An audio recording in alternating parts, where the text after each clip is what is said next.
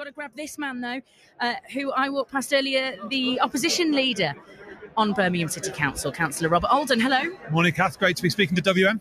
I walked past you doing an event with the Taxpayers Alliance. That's right. We were just doing an event talking about the failings of Birmingham City Council, how they got into a financial mess, and how actually looking at the good work well-run Conservative councils have done naturally could be a path back to victory at the next general election. And we've done an interview with your erstwhile colleague, Councillor Marion Jenkins, and we talked a little about this about an hour ago. I want to ask you, who should be the next leader of the Conservative Party? Well, I've come to this conference to hear actually what all the contenders have got to say. I think that's one of the really good things about the way the party's decided to do it, by replicating what happened in 2005, allowing the contenders to all have a chance to pitch to members. And it is all about the members being able to make their choice. It's not for elected councillors and MPs to impose someone on the membership. You're still a member as well, aren't you? Absolutely, and that's why I've come here to listen to them. And what I've been clear to all the campaigns is I want to know what they're going to be doing for places like Birmingham if they're elected. Because what we need to see is a Conservative-led council here in Birmingham, because the Labour Party have let Brummies down.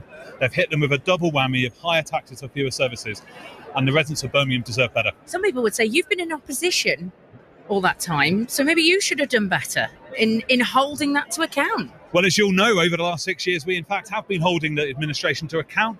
We've warned them back in 2018 about the risks of equal pay, and they refused to listen to us. Like, they refused to listen to the auditors, they refused to listen to trade unions.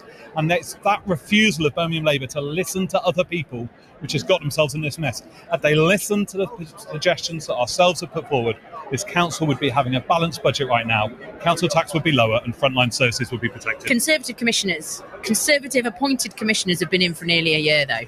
Well, so why haven't they done their job? Well, of course, the commissioners are actually two former Labour politicians, one a former Labour council leader, one a Labour peer in the House of Lords, and then civil servants. So they're not Conservative commissioners. And they've been in the council, working with the council, warning them again. You've seen it on cabinet reports where they're advising where the council's making mistakes, like the CCTV control centre. Original budget 2.9 million, ended up being 5.5 million at the last cabinet meeting. But the reality is the power rests still with the leadership of the council, and it's their choices that have got to be made, and at the moment they're failing to listen to people. We're going to have the leader of Birmingham City Council, John Cotton, in the hot seat on Thursday morning from 10. By the way, if you want your questions in already, it's going to be a really busy one, so please do get them in now. 08081 00 9956 if you want to give us a call. You can call at any point today, tomorrow, any point before Thursday, and it's going to be a big one. I'll let you go. Where are you off to now? So I'm off to catch up a coffee with some colleagues now. That means chat, doesn't it? Indeed. That means gossip, doesn't it?